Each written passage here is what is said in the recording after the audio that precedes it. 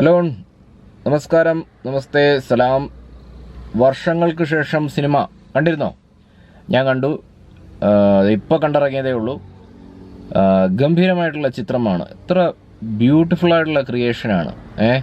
ഒരു കവിത പോലെ, ഒരു മനോഹരമായിട്ടുള്ള ഒരു കവിത പോലെ. എല്ലാവരും ഒന്നിനൊന്ന് മെച്ചം. എല്ലാവരുടെയും പെർഫോമൻസ് അതിഗംഭീരമായിരുന്നു. അപ്പോൾ ഇനി ഈ വീഡിയോയിലെ ടോപ്പിക്കിലേക്ക് വരാം. നിവിൻ പോളി. അപ്പോൾ നിവിൻ പോളിയുടെ ശക്തമായിട്ടുള്ള, എല്ലാവരും പറയുന്നുണ്ട്, ഞാൻ പറയുന്ന ശക്തമായിട്ടുള്ള പെർഫോമൻസ്. കംബാക്ക് എന്ന് പറയാൻ അദ്ദേഹം എങ്ങോട്ടും പോയെന്ന് ഞാൻ വിശ്വസിക്കുന്നില്ല. Nivin Pauly is always there. അദ്ദേഹം ഇവിടെ തന്നെയുണ്ട്. ശക്തമായിട്ടുള്ള പെർഫോമൻസ് ആയിരുന്നു. എനിക്ക് ഇഷ്ടപ്പെട്ടു, എല്ലാവരുടെയും പെർഫോമൻസിൻ്റെ കൂടെ തന്നെ. അപ്പോൾ ആ ഒരു സെക്കൻഡ് ഹാഫിൽ ആ ഒരു പെർഫോമൻസിൻ്റെ കൂടെ തന്നെ ഈ വീഡിയോയിൽ ഞാൻ എടുത്തു പറയാൻ പോകുന്നത്, നിവിൻ പോളി ഒരു ബ്യൂട്ടിഫുൾ ആയിട്ടുള്ള ഒരു മെസ്സേജും കൊടുക്കുന്നുണ്ട്. ബോഡി ഷേമിങ്ങിനെതിരെ നിവിൻ പോളി ശക്തമായിട്ട് സംസാരിക്കുന്നുണ്ട്. അത് എനിക്ക് ഈ സിനിമ പോലെ തന്നെ, സിനിമയിലെ കഥാപാത്രങ്ങളെ പോലെ തന്നെ എനിക്ക് ആ ഒരു ഭാഗം ഞാനത് പ്രതീക്ഷിച്ചില്ല, അങ്ങനെ ഒരു സംഭവം. അത് എനിക്ക് വല്ലാതെ ഇഷ്ടപ്പെട്ടു, ഭയങ്കരമായിട്ട് ഇഷ്ടപ്പെട്ടു. ഭയങ്കര ടച്ചിങ് ആയിരുന്നു അത്. ഹൃദയത്തിൽ നമ്മളത് സ്പർശിക്കും. ബോഡി ഷേമിങ്ങിനെതിരെ ശക്തമായ ഭാഷയിൽ നിവിൻ പോളി പ്രതികരിക്കുന്നുണ്ട്. അദ്ദേഹത്തിൻ്റെ പെർഫോമൻസ് പോലെ തന്നെ ഗർജിക്കുന്നുണ്ട് എന്ന് വേണമെങ്കിൽ പറയാം.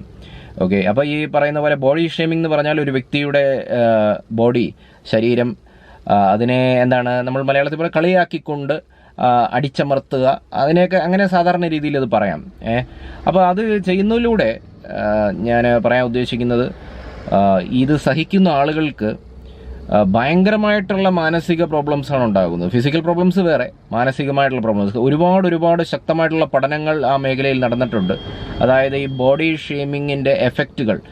അപ്പോൾ അതിൽ മുന്നിട്ട് നിൽക്കുന്ന കുറച്ച് എഫക്റ്റുകളാണ് സൂയിസൈഡൽ ടെൻഡൻസീസ്. ഇത് സഹിക്കുന്ന ആളുകൾക്ക് സൂയിസൈഡൽ, അതായത് ആത്മഹത്യാ പ്രവണതകൾ ഉണ്ടാകുന്നു. കാരണം മാനസിക പ്രശ്നങ്ങളാണല്ലോ. അവർ ആങ്സൈറ്റി, ഡിപ്രഷനിലേക്ക് പോകുന്നു.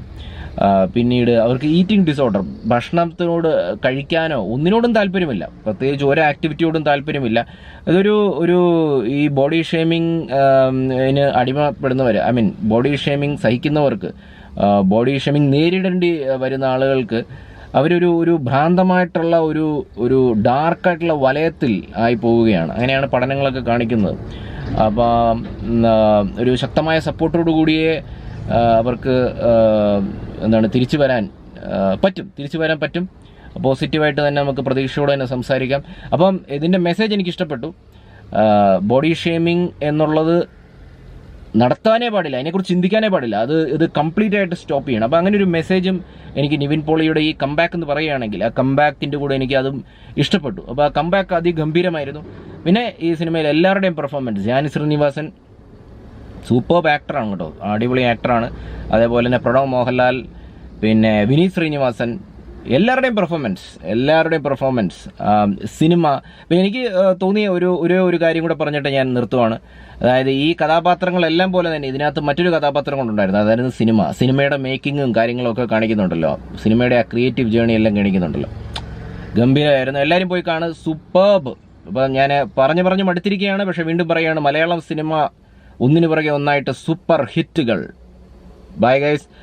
സപ്പോർട്ട് ചെയ്യുക. കമൻറ്റ് തീർച്ചയായിട്ടും ചെയ്യണം.